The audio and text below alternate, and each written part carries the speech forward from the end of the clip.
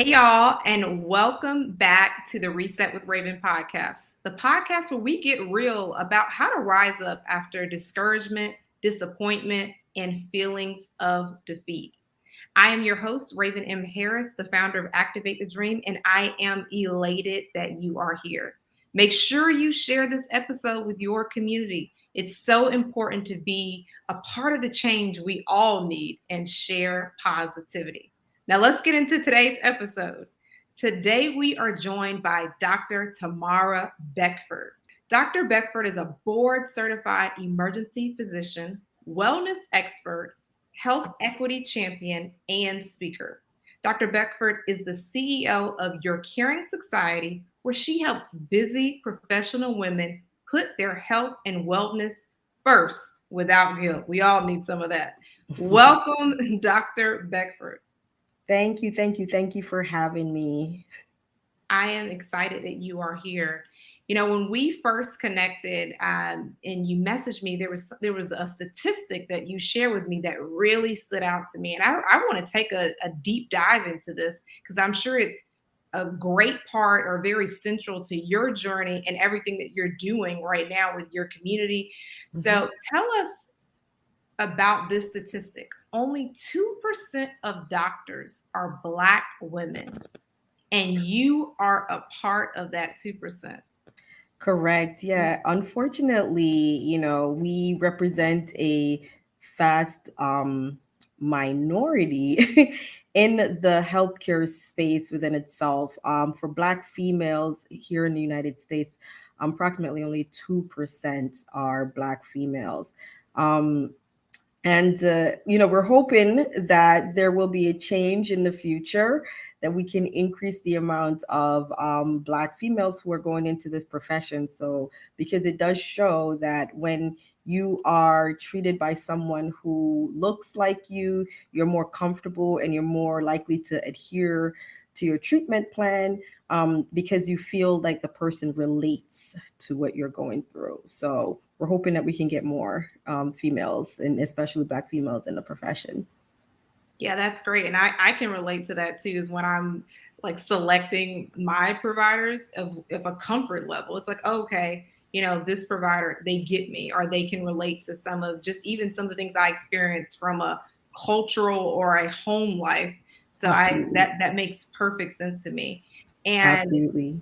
we talked also about in your intro about you being an emergency medicine physician. So a true frontline worker, huh? As Yes. someone in the emergency room and who has been on the front lines from the beginning, talk to us about how the pandemic has impacted you personally.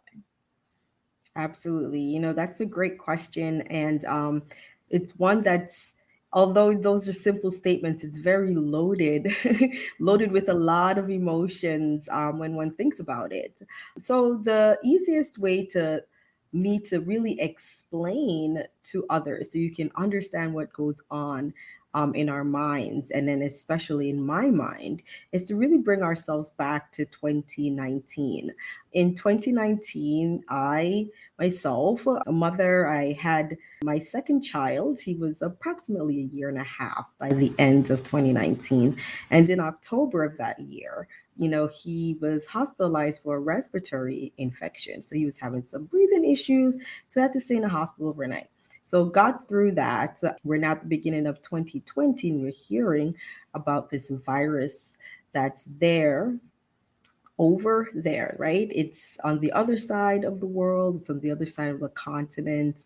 But the one thing that we are hearing about this virus that we don't really know that much about is that it's causing problems with respiratory center of the body. So as we watch this virus spread, and it moves from being it's endemic to now being a pandemic, and it's literally spreading to this side of the world, I sit and I'm thinking, well, my son's a year and a half. When he was just a year and a few months, he was just hospitalized for respiratory issues. And now we have a virus that's killing people from the respiratory standpoint. And as the world is trying to grapple with what this particular virus is. One of the things that we do know is that those of us who are in the medical field, we have to run towards this to take care of our patients. However, the rest of the world who were not in the medical field, or at that time they're called, essential workers, they were able to stay home. So I had to sit and really decide, well, what will happen to my family on a couple bases. One, if I became ill. So I had to really get a plan together. So my husband and I sat and, talked out a plan. And then what would happen if the worst case scenario occurred, which is what would happen if I died, right? So a lot of my colleagues and I, anxiety was a big part of what we felt during that part. And this is the beginning of 2020. This is the first couple of months, especially once we got to the lockdown. What are some of the things that we did at that time? Well, a couple of us, made sure that we had our affairs in order. So just as you see, and you'll see on TV when someone says, "Hey, looks like the end is coming near. Do you have your affairs in order? Do you have your wills and last testaments written out?" That's what a lot of us did. So we made sure that we had our wills and our last testaments written out in case we lost our lives. And a lot of us are main breadwinners for our family. So if we are gone, we want to ensure that our family is able to be financially secure throughout the next process. And as I mentioned, I had at that point, it was a 1.5 year old, and my other son was 3.5. So, I mean, they were just at the beginning of life.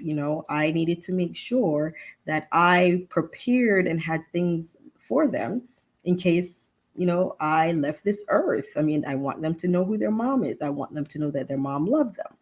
So this is part of the emotional toll that the pandemic took on us who are frontline workers, especially at the beginning.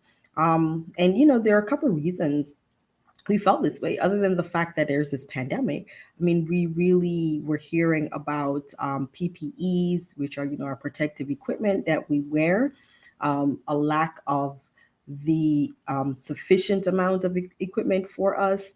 Um, to for someone to really understand how it impacted our minds with these protective equipment, these masks that I know now everyone wears N95, it's just almost like nothing. You hear the word N95. The fact that the common person on the street who is not in the medical field, the lay person knows what an N95 is. It's even like baffling because 3 years ago, the only people who really wore N95s were those either in medical field or in research, because that mask was only used once and then it was tossed. So if you had a patient with an infectious disease that was airborne, such as someone who had tuberculosis, when you went into that room, you would wear that N95 mask along with your other protective gear.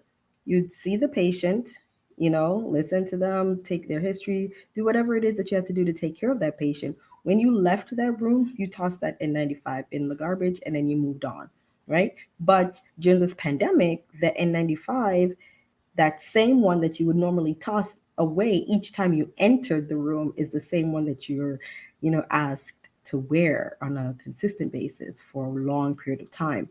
So that became a little bit discerning to those of us in the healthcare field, because we're like, well, we usually will just toss this. Now, how is it that it's now safe for us to wear this for hours and hours on end? So, of course, that ends up bringing another level of anxiety to us. So those were some of the emotions that those of us on the front line felt, especially at the beginning of the pandemic. Wow, there are so many things you just said that I want to branch off into. So I Mhm. have to say this. When you said about will and testament, I have never, you are the first person I have ever heard say that the pandemic really made them ensure they had their affairs in order. And I wonder Mhm. how many other people that I shared with you offline and to all of our listeners, I work in healthcare. I'm not clinical, I'm on the administrative side. So I wonder, and I've not had this, I would say, even in depth conversation with providers. I knew there were some providers that talked about some fears, some anxiety. I can't get this, I can't bring Mhm. this home. But I never heard anyone say that they were this concerned, and you don't even Mhm. have to look at it as concern, making sure they were prepared and positioning their family for if the worst case happens. So wow, I had no idea. Yeah. um, Another thing you said, when we talk about like the emotional toll, I Mhm. am curious, and I'll tell you again why I kind of led with that first question about there only being 2% that are Black women. I led with that first question because I'm sure someone's thinking, well, when things got rough on my job or my career, or I had to go to work during these times, I just quit or I resigned. So that's Mhm. why I led with that question. So I want everyone to be aware of how rare and Mhm. how prestigious that your role or your position and your training and your education and what you do are, because it's very few of you all. So I have to ask too, though, what gave you the courage, the strength, the fortitude to even show up every day? Great question. At one point in time, you do question yourself, and we're humans. There were some of our physicians in other fields who weren't direct frontline workers who, decided to step away, close their offices.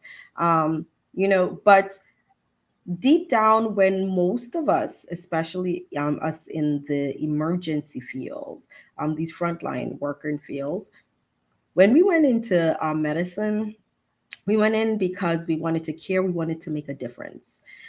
So once that initial fear subsides and that initial anxiety subsides, then you really think about it from the standpoint of, well, how is it that I'm going to make a difference and really help? Because as much as we're all like, tired, in the end, if we don't do it, who's going to do it? Like, we're really the ones who are the most prepared, albeit, I'll digress by saying this pandemic, one of the notions that someone should really keep in mind about this pandemic is that no one is alive now who was alive during the prior pandemic, which was like the Spanish flu. So we don't have any guidance, you know. So with the guidance that and the field of emergency medicine did not even exist during the time of the Spanish flu. So all that we're doing, we're really just either following guidelines and trying to use other endemic diseases and endemic cases and trying to extrapolate from that as to how we can provide for the best for the patient.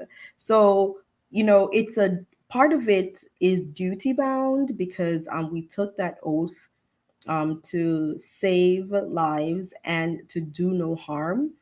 So part of it is duty bound. And the other part is like, we're some of us, part is just like, well, that's kind of why I went into medicine to make that difference. So I guess this is going to be my chance to make a difference. Wow, duty bound. That's also a new term for me. Hmm. Very, very, very respectable. And I also like that you brought up the point, if I don't do it, there is no one else. Hmm. Hmm. Yeah, that's our field. Tell me more about that initial fear and anxiety subsiding. How Hmm. how did that? How did you work through that? How did your colleagues work through that? Hmm. And talk to us about too, even as we speak, we hear of additional surges in the Northeast, prepare for Mhm. the winter. Are we going to have COVID relief money? Talk to us about, I would say, it's somewhat of a roller coaster we're on. It's like, well, can I breathe now? It's like, jump in, jump out, jump in, jump out. Is it Mhm. okay now? Can I take my mask off now? Or there's so much going on, so much information, some say misinformation. Talk to us Mhm. about how you are able to, I guess, manage and how you were able to at least calm yourself and your colleagues were able to calm yourself to be able to do what you are duty bound to do. Great question. When I look back at the last 2 or so years and try to establish, well, what was it about, um, my techniques in helping me? Because not everyone was able to stay as calm as you mentioned. Not everyone was able to stay as level headed. Not everyone was able to really get through with recognizing that level of anxiety, but then moving past it. Some people really got stuck in that anxiety ridden portion. So when I looked back and I'm like, well, what is it about what I did during that time that has helped me to get beyond some of, that anxiety ridden portion of my life and then move and then still progress and still, you know, make it into work, still be okay, and still do what I have to do. And I really recognize, and this is something that I talked about, and I really recognize it as part of my self care routine. So it's not until now that I look back and I said, oh, well, that's what I was doing. I really set myself in a routine state of mind in order to get through the process. And my routine is something that I still do now, and it's something that I end up talking to others about because I figured if I am a frontline worker in the height of a pandemic in the ER, and I've been able to get past this, and something that I'm doing obviously is helping and it's working. And one of some of the three things is really when I consider myself like aligning my mind, my body, and my spirit. So when I talk about aligning my mind, I have a wake up routine which I incorporate. And when I do not incorporate it, I feel the difference. So when I wake up, I don't immediately read my email. I don't immediately go on social media. And I didn't do that at that time either, right? Because if you can imagine at the height of everything, all you're hearing is death tolls, you're hearing surges, you're hearing lack of equipment. How is this affecting you? You're hearing stories of people who are afflicted and affected with COVID. And that's something that when I go to the emergency room, I'm pulling these stories out of people themselves. So I didn't really need to be bombarded by it when I wasn't in the emergency room. So I did morning routines, which incorporated a lot of mindfulness, which is like meditating or reading. And for me, I, read scriptures, read ways or books that eased and calmed my mind. So once I entered my day with a calm mind, then my day would not enter into me with chaos. So I did that. And then with the body, I still incorporated movement as a part of my self care routine. Um, my husband and I, we exercise with a coach, albeit we were doing it face to face, and then the pandemic occurred, so we had to do it via Zoom. That's okay. We at least incorporated some movement, and that gave me some time with my loved ones. And then for my spirituality, I actually had one of the greatest things that happened in addition to everything else that I mentioned, which is that I actually formed community with like minded people. So although I was isolated, you worked, you went home, and that was your routine. I actually started to form community and to join community online with people who were like me, who were either in the field of medicine, wanted to do more, wanted to learn more about ways to incorporate techniques to relax or to do things like entrepreneurship, things that were outside of the direct day to day toll of medicine. And with that, it ended up causing such a beautiful effect, which is like flourishing. These are people that I still connect with now, and when we see each other in person, it's as if like, we haven't, and these are sometimes the first time us meeting in person, and it's just like a beautiful reunion of sort. But these are ways that you can incorporate, and this is for anyone who's dealing with any particular life changing events within their lives at this point in time. If you can incorporate some form of your self-care, a routine, a technique, it will do wonders for you. It'll get you through. So, what I noticed is that some of my colleagues who weren't able to incorporate some of these or even align all three of these together, they weren't doing as well.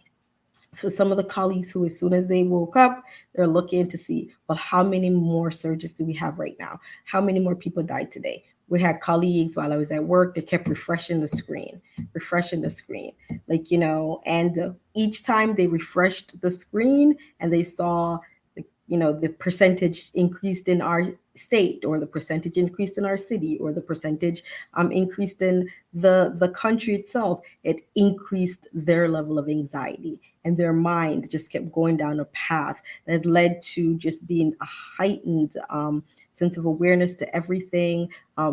Dealing and coping became a huge problem during that time. So, what I noticed that I did, and what I noticed that they did, the difference in our techniques led to a difference in the outcome.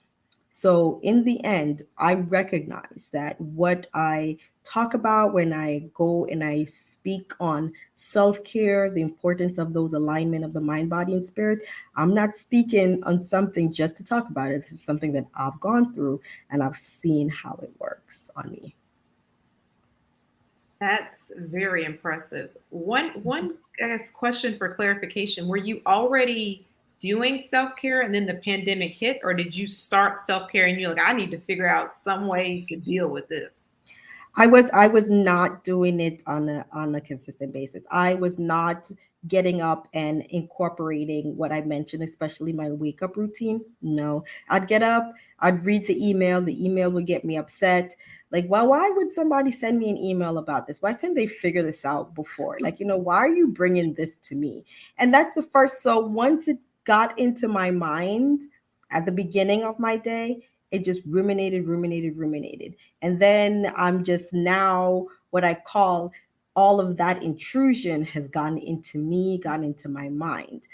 When I started incorporating my self care routine, which I said I didn't do prior, once I started doing that, by the time I've already done my meditation, done my mindfulness work, when I read that email, it's just okay, it's time for me to respond to the email as about to it's time for me to react, which is what I did. So I reacted to it prior to really incorporating the self-care, but now I just respond to it. Hmm. One of the things that was coming to my mind, especially with the pandemic, and quite frankly, you alluded to this, it's a lot of doom and gloom type of Hmm. information. What would you say to someone who's thinking, I need to be informed though? What would you say? How do you make sure you're informed but not overwhelmed? Or, as you say, not letting the day or all this data get into you? That's a great question. And, being informed is important because that's how you either will make the decision for you and for your family. However, when you have allowed that information to just ruminate and you're fixated on just that particular information and you're unable to move on, you're paralyzed with fear because you're unable to move on. That's when there's a problem. That's when you have to sit back and decide, well, am I being informed, or am I really just setting myself up to be paralyzed with fear? So how do you do that? For me, you either you build your mind up so that you can receive the information. Now, on a regular basis, there's not 24 hours a day, 7 days a week. We can't receive information every single day consistently and be okay. That's just not how the body works, you know? So we all know that if you, on a, let's just even make it a practical example. If you are there and you are going to a family event and there's a family member there that really gets on your nerves, there are things that you do before you enter that event so that you can be and enjoy that event, right? So you build your mind up to say, okay, well, if this person says anything that's going to get me into a state, I'm going to ignore them. Or you center yourself and say that, you know what, instead of focusing on that one person out of the 50 people that I'm really going to be sitting with, how about I engage with the other 49 so that I can enjoy this event, right? So you do things in order to prepare your mind for that onslaught of info or that onslaught of whatever situation that you're entering. It's the same with this. It's important for you to be informed. However, if you know that you want to learn about something, then you take it from the standpoint of learning. If you're doing it, which, and when you're looking and you're learning, you're using a different type of emotional state. It's an informative state. If you're looking at something to react to, that's a different state. That's an emotional state, right? You're not learning, you're not receiving, you're reacting. When you were learning your ABCs, you weren't like, "Oh my God, A is for apple." Oh, you just learned and you did it in a state where you're learning. Now, the same thing applies to this. When you want to learn the information in order to receive the data and sit and think about it, you do that. If you're going to sit and panic yourself, maybe you need to take a step back and prepare yourself into in a state where you can receive the information and think about it from a logical standpoint than from an emotional standpoint. So that's, I think, that's the best way. That's good. That's really good. That's really good. So you're responding instead of reacting, and it's Absolutely. preparation versus reactionary. That's good. That's really good. I needed that when you use the example about, oh, you're about to see family members that, oh, you know that they're Oh, we all triggering. I was like, understand that how one. does she know? No. No, that is so good. And getting the self-care routine. So I'm just curious, did you Mhm. like leap into this like head first? Did you read something, study this? How did you develop something like so quickly and then put it to practice? Or was it the community you were in? And how did you find this community? So I would say that it's started to develop on its own. So it all didn't come together. Like I didn't immediately say like, okay, mind, body, spirit. Oh, I like this. Let me just start doing that. The first thing I started with is that I recognized that my mind was just such a powerful part of who I am. And I started investing in listening to either podcasts or shows that really dealt and helped me understand how my mind works. Once I started looking at it from a different standpoint, once I started realizing that not everything that I thought was true, because our mind plays a lot of, like we'd say, tricks on us. We have like around 70,000 thoughts daily, and over 70% of them are negative. And you're like, so when you recognize like whoa, I didn't even think about it. You're correct. I do have tons and tons of thoughts. And the majority of these thoughts, if you really sit and think about it, the majority of them are negative. Oh, you can't. Why do you think you can? Oh, don't even bother. You know what you should? Like these are all like, rhetorics that really, if we think about and just sit and think about it, you recognize that these are the chatter that's in our brains and, the rhetoric that's going on and on and on a daily basis. So once I recognized that, it said, oh, that's so true. Well, how can I harness that and move it to a space where it's going to work for me versus working against me? Because that negative chatter, oh, there you go again. You're going to go to work. Did you see the surge today? Lord, did you see how many patients had COVID today? There you go. Okay, well, you just came out of that room. that person coughed. Are you sure they didn't have COVID? Is your gear okay? So these would be the negative chatter. So if you recognize and understand how your brain works, then you can snip it and bring it to the positive realm to work for you. So I started working on that part first because I felt like that's the biggest thing. So once I went in and I recognized that about myself, I, worked on the foundation, as I mentioned, things that I did. So when I went to work, when I hear my brain say, oh, did you see the surge? That's okay. I understand that there's a surge, but I'm here in order to take care of these patients. So I'll break that train of thoughts, right? That's okay. I'm doing the best I can. I have my equipment on. I need to focus on what's going on with that patient. Break that chain of thought. Oh, did you, I don't know. Are you going to be able to take this home? Break that train of thought. I have a routine that's set in place in order to reduce the chance of me bringing home this virus to my family. Break that train of thought, right? So instead of consistently saying, oh, you're going to bring it home, you're going to bring it home. No, I have a routine in place, which I did. I do have a routine in place. And, most of us in the emergency field, we did. We have where we either got undressed and took our gears and clothes off outside of our main house. So I have a routine in place. So it's already done. I don't have to sit and worry about that anymore. It's a routine and I have it in place. So I'll break that chatter. And once you break that chatter, it stops coming in. And that's how, you help. So that's the foundation of how I was able to incorporate and start this self-care process. And then as time went on, I started to recognize, wow, there's some of these other things I do, but if I do these small things, like I'm consistently feeling better. I don't fall into a funk for too long. I'm not staying down for an extended period of time. I look forward to certain things. And those emotions and hormones that are released through these processes are the opposite of the hormones that you're released when you're sitting there in fear and anxiety. So I look forward to seeing my community once a week. So it's wow, okay, I can't wait until, so we can talk about what's going on, or we can work on a project together to either improve ourselves individually. Wow, that's just so much more powerful than like, oh, here I go again. Boom, there goes a surge. Oh my God. Lord, this person's getting on my nerves. Lord, why did they send that email?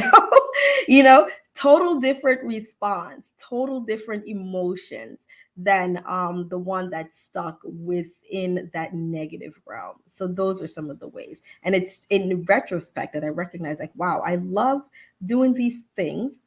It really is helping me. And it's not just helping me, it's helping those of us who are also doing similar things. So it must be a routine that works. That is so good. I'm going to go back and listen to that because when you were saying that, you didn't just say change that pattern of thought, break that Mm-hmm. chain of thought. That is Mm-hmm. phenomenal. Do you have? I have to ask. Do you have like a recommendation of the audio or the podcast? What were you listening to? What was I listening to?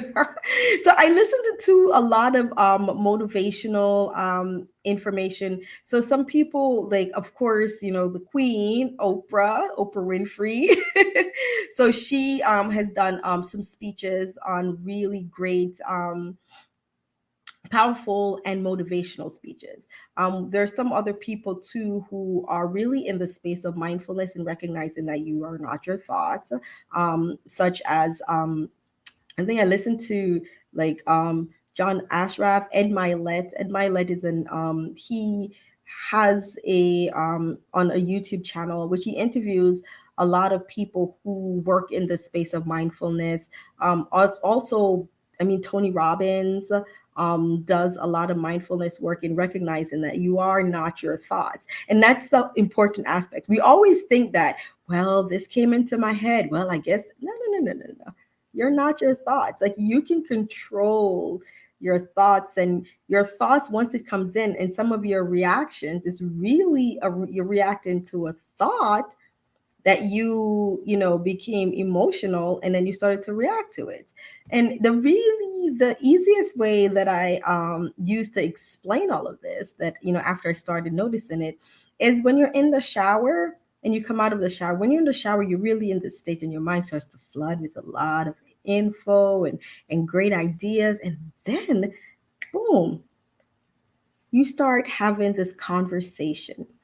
Now, how many people have had that conversation about that person that got on their nerves? That they are saying to themselves, ooh, when I get to work, oh, such and such a person is going to be there. You know what? They better not say anything to me today. Because if they say A to me, ooh, I'm going to respond B. And if they say B, I'm going to respond C. And then I'm going to really get them. Because when I tell them D, E, and F, ooh, it's going to be on. And you're having this conversation outside of your shower, getting dressed. And guess what? The person on the other side that you're having this conversation with, number one, they don't even know that you're having this conversation. It does not exist in their mind. They're not even thinking about you. But you have this thought, and then you started having this emotion. And then when you get to work and you see said person, what's the first thing that you do? Oh, you're upset. You're upset at them. Why? And that's your reaction, right? That's your action. You're upset at them for something that you made up, a conversation that you made up in your mind about how you're going to react to them whenever they say A or B. And all you're doing is just waiting for them to say it. So you just made up this whole scenario, all from thoughts. So those are some of the things that I've recognized. And I'm pretty sure that those of your viewers, you know what I'm talking about. So the next time you start to see your mind going down that spiral, ooh, I can't, you just break it. Like, wait a minute, whoa. Like, why would I even, this is exactly what I said to myself, why would I even think this way? And then I break it and move on to something else. Like, why is this even in my thought process right now? And then I break that thought and move on. So just some small techniques. I mean, small techniques that we all need. That is good. Breaking patterns of thought that don't serve you. I love that. I needed that because Absolutely. you were coming up my pathway again. So when you were talking, ooh, and I'm thinking this, yes, Yes, guilty. we all So have I have to it. ask too. We definitely, I want to make sure we highlight this. Talk to us about, you are the CEO of Your Caring Society. Talk to us about how that came about and what you all do. Absolutely. So the Your Caring Society is where I have our busy professional women. They get to put their wellness first, right? Without guilt for at least 2 hours a month. And the important aspect of that is really the without guilt. Because us as professional women, a lot of times in environments within itself, we really apologize a lot for being there. We apologize for being strong, for being too much, right? But we shouldn't. And therefore, when it's time for us to put ourselves first, we apologize for that too. I'm sorry, but I'm gonna have to blank. Oh, I'm really sorry, but I have to go because.